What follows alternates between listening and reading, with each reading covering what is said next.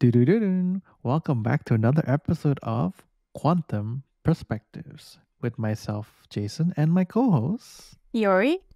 And in today's episode, continuing off on our topic, or I guess trend of from the last episode or 2 weeks ago now, on confidence of being yourself and really fitting in into a circle of your choice, if not being off by yourself.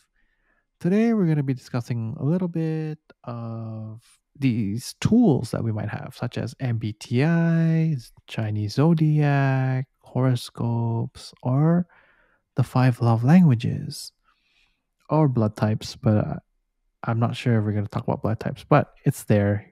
I think in some cultures, that's a thing. But let's start with a more generic one. I don't know if it's still used today, MBTIs. Did you take the MBTI test? Mm-hmm. I did a couple of times. Have you got consistent results in your opinion, or? So actually, when I took it for the first time, I got INTP, which is introvert and thinking based. I forgot what P means, but then, so that was around the time I was taking more mathematical courses. And then when I started taking more studio art courses, I got different result, which was INFP. So only the T changed to F, which means that thinking based changed to feeling based. And then when I started doing more design works, I got back into INTP again. And you know how feeling and thinking is supposed to be like the opposites, and on the test it shows as a result what percent of each you have, and I'm always on the fence, as in I get 40 something percent of, for example, feeling, and 50 something percent of thinking, or vice versa. So but I'd say introvert part and the P part is consistent. What about you? So I've taken it a few times as well. I've only changed, I'd say, between two MBTI results. I'm mainly on INFJ-T, so INFJ turbulent. And there's also another one for those of you who want to look into it, INFJ-A, which is for assertive. T, just as its name suggests, tends to be more emotionally unstable. So we're more easily wavered due to our emotional state. While assertives are much more rock solid and uh, stable, as its name states, assertive. During my phase of enjoying to go out a lot with friends, I changed to an ENFJ. But after Oh, that, so it's specifically because I started going out a lot and I got exhausted. So I took the test again, and turns out I'm back to an INFJ once I'm done with my going outside and eating and hanging out with friends phase. I see. So other than that, I've been very consistent. I've taken the test again and again. I did not look at the sliders in the results. I just looked at Perhaps. the INFJ like letters, I guess. The I MBTI see. letters, sorry, I mean. But have you used MBTI to kind of get close to people before, or like just try to connect with people? It seems, at least in my circle of friends, people do sometimes ask, "Oh, what's your MBTI?" But other than that, I haven't really used it as a kind of tool of understanding. Oh, I can see, for example, an INTP. Was it? Is that what you said? You were? INTP and INFP. Yeah, so I don't think I've ever used it in a way that, oh, I can see it. Yeah, I can see that you're an INTP based off the characteristics of it. I don't think I memorized it well enough to begin with to be able to say that. Same. But I've often been told, oh, yeah, I can see how you're an INFJ, whatever that means. Well, I think I've talked about MBTI few times with my friends, but I don't think it's been something major among my friends group, I'd say. But what I realized was that maybe because I'm surrounded by artists, but a lot of people seem to be INFP. Like I almost felt like most people are probably INFP, but because I was in such a closed circle, probably. Have you met any other INFPs, if you remember? No, I've met uh ISTP, was Oh, it? I know an ISFJ as well. So I know a lot of I's, I don't know a lot of E's. I I see. have yet to So meet an ENFP, which tends to be the very hyper and social people. interesting. I think I've met few people starting with E, but then again, I didn't ask enough people to have a solid idea of what each means. The one that I mostly associate myself or use is um, Chinese Zodiac. Big, it's just how I grew up as well, being from a Chinese background. It's the one system that I guess I'd use the most. And it's a bit, not to talk badly about the others, it's a bit more simpler to calculate or understand. It just depends on what lunar year you're born in, like you're that. But of course, there are as well elements to it. For example, I'm a Uh-huh. wooden pig based on the year and the element of the year, and they're much easier to figure out versus uh, I'm kind of mixing the two. For example, like horoscopes, such as for example, I'm a Virgo, but Virgos are in a range of what month to what month, which I don't remember. So to me, I see. they're a bit more confusing. And then there's the five love languages that I think it has made a return recently. People are Uh-huh. using that test just to look for compatibility and just to figure out where your priorities are and where my priorities are. Specifically, I'm a quality time and words of affirmation with my that's my top two, and my bottom or last one is receiving gifts. Not because I don't appreciate gifts, it's just I in the past, or at least when I took the test, I was only reminded of people who may not have really thought thoroughly about what I would like as a present or as a gift. Uh-huh. And that's what really threw me off during the quiz because I wish the quiz had questions such as handmade presents Right. instead of went out of their way to purchase or get a gift for me. So that's just one issue or I guess disagreement I have with the way the quiz puts their questions. Because I'd prefer to have something that's handmade, Uh-huh. or it doesn't have to be of high quality. It just has to be of high, maybe, let me to play on words, maybe a higher emotional quality. Like you put thought into it, you really tried, and that's all that matters to me.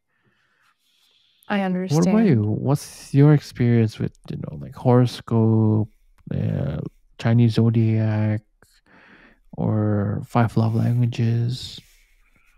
Well, I don't really use Chinese zodiac. I just know the fact that I'm a rat.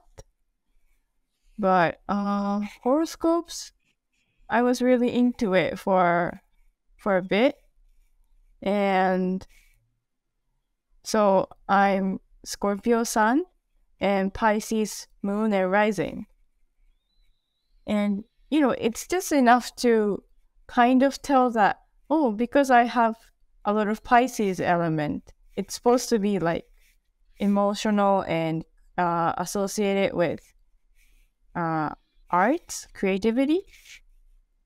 But I wonder if I resonate with typical idea of Scorpio where it's supposed to be very intense emotionally and all of all or nothing way of thinking.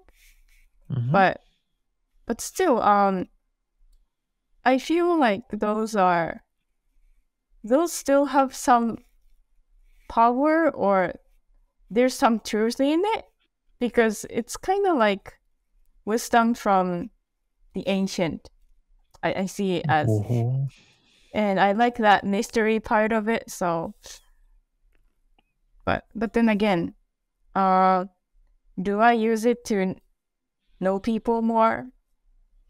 Maybe not really.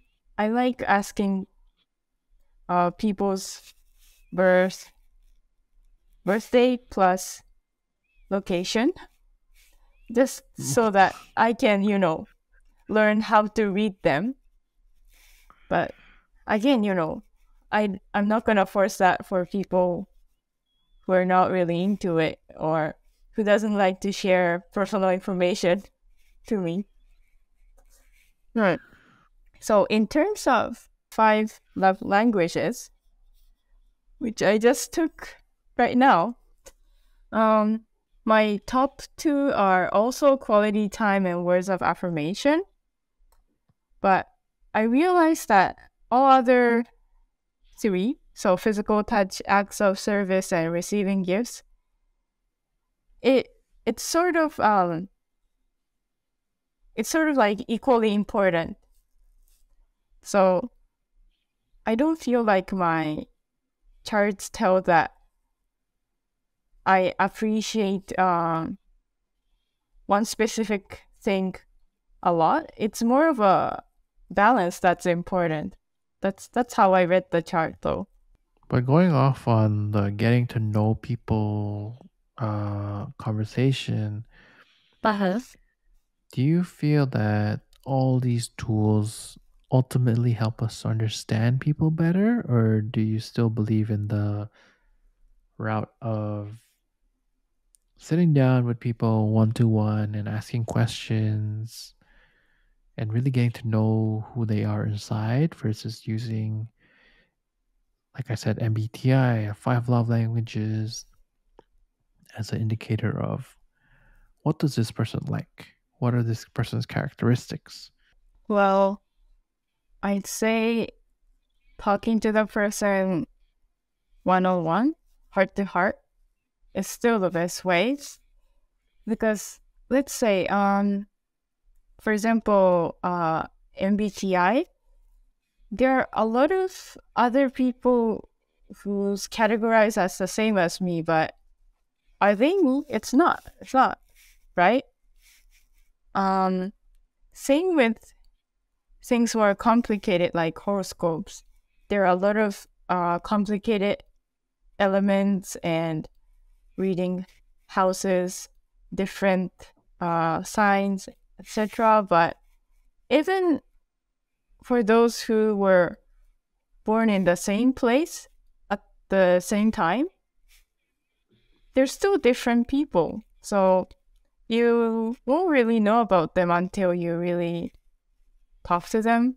What do you think? But I mean, I still believe that those have some kind of truth in itself, but I shouldn't trust That's on trust 100%. it too much. Yeah, or rely Hmm. on it too much.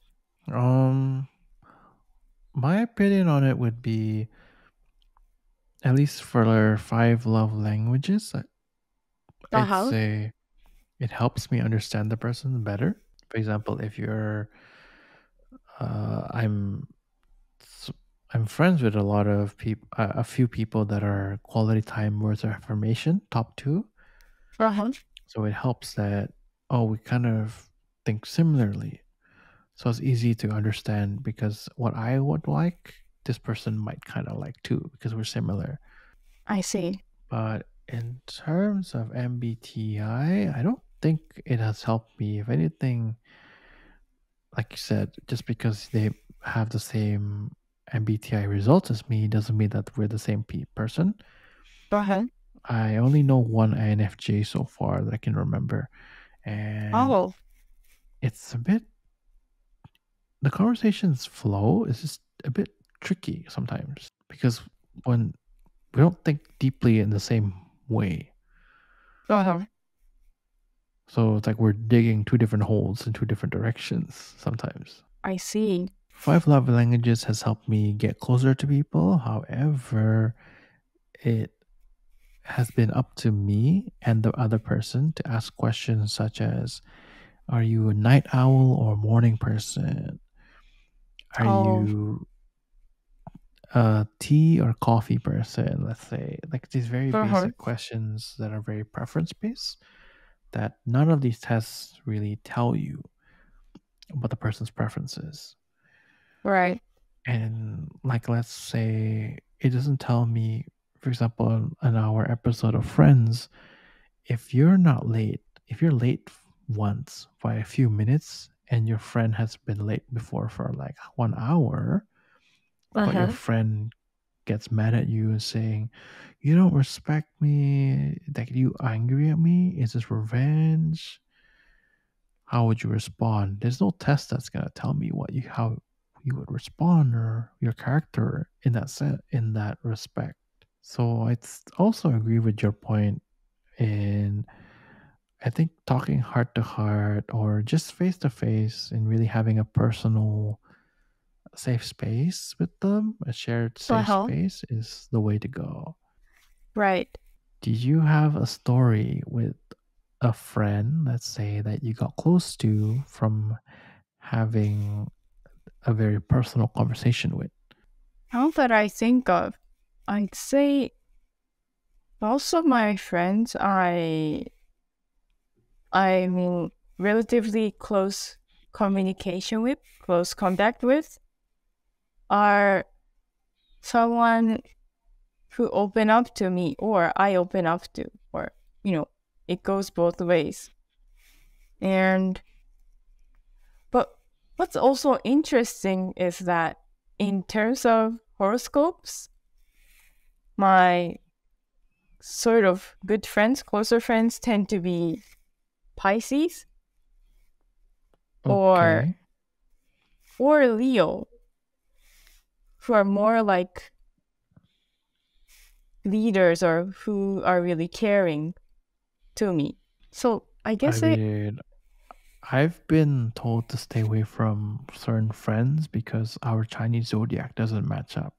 And did you do so, or did you just No, go with the flow? And no, no, because I like them. They're really nice. And they're really nice to me. So I don't see a reason why. Because I, like you said, I don't want to give 100% power to these beliefs, or I, I, I don't want to say the wrong word here, but these, yeah, traditions and beliefs. Of course, I respect it, and there are some truth to it because pairing the zodiac with the element that you are of the year that you're born in, there is some uh-huh. truth. Right. For example, when I read the characteristics of my Chinese zodiac with the element, it's pretty accurate, I'd say. Uh-huh. So there, I do credit there is some truth to it, but I wouldn't say it's 100% because it's quite dependent on the person's personality and less about everything that the Chinese zodiac states as your personality is factual. Right. Have you But I've found any gone, patterns? Oh, sorry. sorry. I was just wondering if you have found any patterns, like my case, for example. I tend to be close with this specific sign or something like that. Oh, according to the chart, it is true that I'm good friends with dogs, which happens to be my mom and my sister.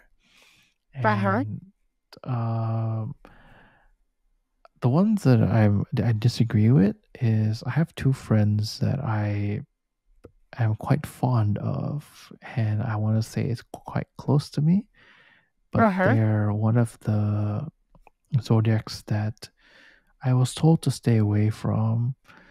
But it's ironic because it's my dad as well. I was told to stay away from snakes.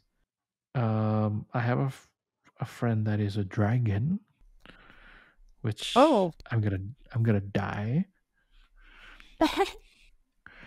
And I have a friend that's a tiger as well, which will protect me, but will probably eat me when I'm not on my guard. But according to the list of or the charts, I'd say I get along with people from the year of the goat and the dog, which is Oh, I believe is true, minus one person. Um, I know this one person who is from the year of the goat that I have a negative memory of now. So it's I not all see. true. So again, it's quite true. It just has been so far one outlier. I see. Well, speaking of, um, Hmm. it's also interesting that both my parents are Pisces, so it could be that I'm really used to interacting with Pisces because that's how I grew up, right? And I find generally Pisces people easy to talk to. But then again, I don't want to give the full power on what type of people I become close with. So, but it's just a random thing to share. The hardest people for me to kind of have a conversation with, just from personal experience, are Taurus, the bull, because they're quite stern, and once they make a decision, they don't. It's hard to change their minds. I see. And Gemini or Geminis, because you never know what the other side of their head is thinking. I see. But this is all from personal experience only. I have nothing against those two sides. It's just my experiences with them. I don't really have Taurus or Gemini around me. I think I have a Scorpio. What's November? Do you know? Early Yeah, November? Scorpio. Mostly Scorpio. Late October to uh mid November. Scorpios are interesting, to say the least. Thank you. I'm representing Scorpio here. But I don't think I rarely have these conversations with somebody where they ask, what's your sign? But when I tell them I'm a Virgo, like, oh yeah, I can see that. But I don't really see that because I don't really follow horoscopes. But her. But if we're talking like MBTI and Chinese Zodiac, I can get it. I get it. I see. You also have some idea of what each of them mean, right? I guess. Of the Zodiacs? Well, Yes, I do. The elements also play a huge part. I'd say they're all different. Like we joke around saying like if you're a water snake, you're an dahil, anaconda because dahil, anacondas are usually in the water. And for example, I think I know somebody who's a golden pig, but dahil. their partner is a fire, so they're gonna melt. Oh, Again, like fire and water, they don't mix well. So I the see. fire tends to be extinguished by the water counterpart. So there's a lot of just elements at play, I see. I see. and then there's the animal part of it. Well, it sounds more complex than what I knew about the zodiac signs, to be honest, because I didn't know much about those elements. It's something you kind of have to grow up with. I see. And it's not complicated enough that you can't learn it though if you just look it up. Uh, Because there's a chart that is based on like that tells you friendship compatibility. Then there's romance partner compatibility. Then there's colors and numbers that you should not like and use. I think so, 48 was one of them, and I was so sad. 48. It's oh, hard to yeah. I see. It's hard to accept that one. But you don't give them power for what you like, right? No, no. It's just they're just suggestions Right. written by somebody. You know what? Because I'm interested in many different types of sort of like fortune tellings and stuff too. Mm-hmm. I've learned a lot of different ways of categorizing people. But Oh, in what way? so like one is these horoscopes, because these all are for categorizing people, right? Or Mm-hmm. it might sound bad if I say this, but it's kind of like labeling people Wow. in a way, in a way. Mm-hmm. And what I realized was that once you start seeing that person in certain way, they sort of act that way, or it's more like those qualities stand out from your view, Mm-hmm. I agree. I right? agree. So it's kind of related to our experiment but let's just assume that everyone has somewhat good intentions first, and in the process of getting to know them, you find sort of your original label to put on them. You don't Mm-hmm. necessarily need to, but I hope it doesn't sound rude, but yeah, that's my thoughts for now. I have to agree with you. Once I found out that what their zodiacs are and what the standout characteristics are, I do tend to find myself paying attention to those characteristics of that person. But I'm also grateful because I have such a diverse set of Chinese zodiacs in my extended family. So I get to experience a lot of different ones. I I have see. not met a horse before. My dad is horse. Oh, I know a lot of goats. I know a lot of dragons and snakes. I don't know a rabbit yet, I think. I know a rooster. I think I've met the rest except a few. That's it. I don't think I've met a horse before. That's it. And the rabbit. Yeah, I don't think I know a horse and a rabbit. But I I know see. horseradish. Okay, sorry. That thought Okay. was fun. I thought it was funny. I'm laughing without sound. It's okay. It's okay. But is there something else you wanted to add to it? This one might be our shortest episode so far. Right. But maybe if I could add something to this. Yes, yes. So this doesn't only apply to someone else.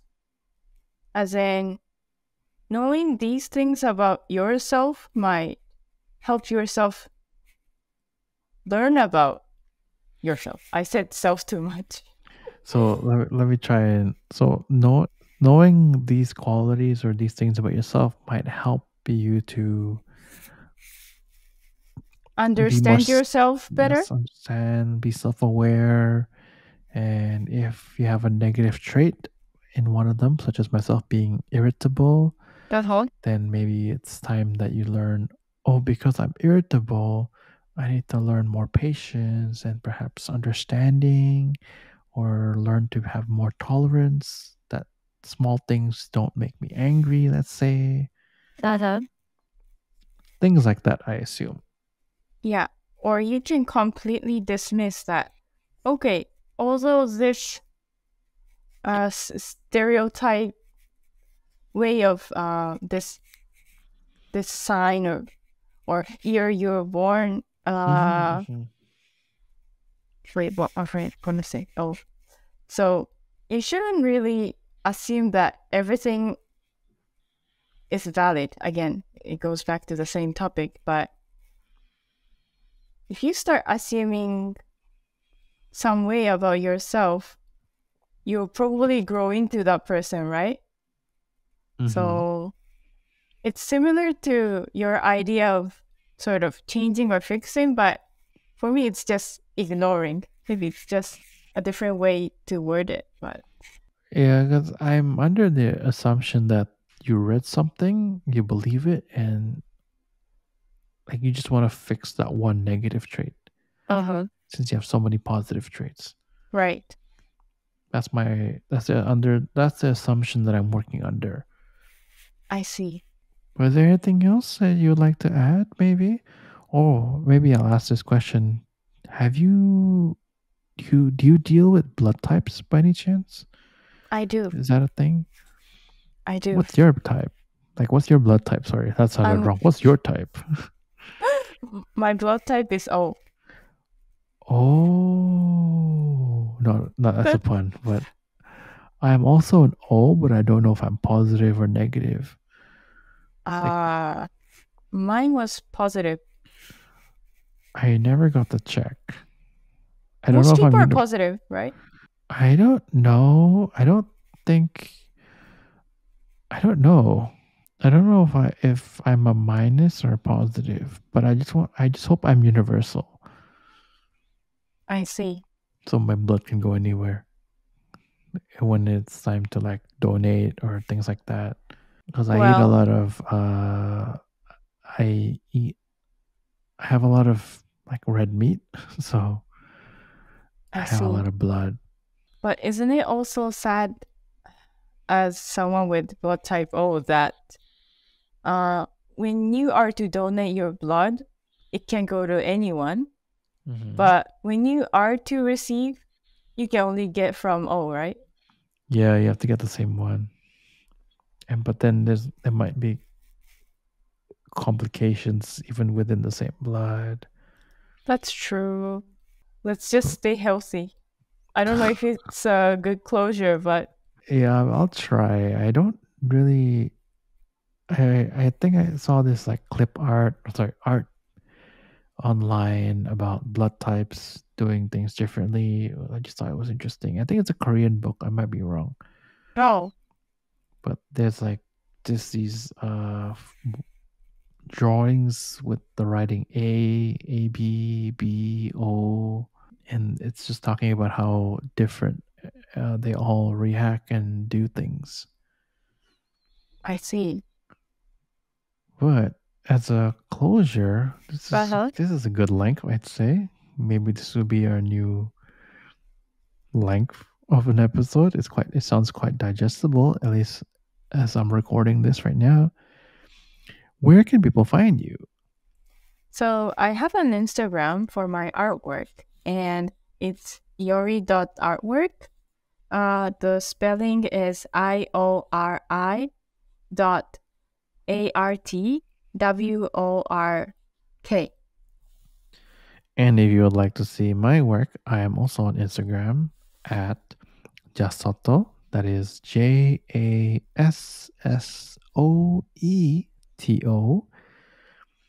And I also hope that you would follow our Instagram if you already haven't. Subscribe to our YouTube, and if you're Spotify or Apple Podcast, those links are in our bio. Please do subscribe on whatever streaming service you prefer, or if you prefer the more free option such as YouTube, that is also in our link on our bio on Instagram, which is at Quantum Perspectives. That is QUANTUM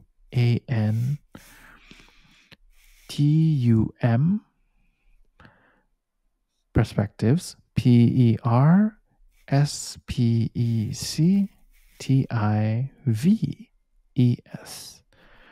Thank you very much for listening to today's episode of Quantum Perspectives, and we hope to see you or listen to you and present to you another topic in the next episode. Bye. Bye.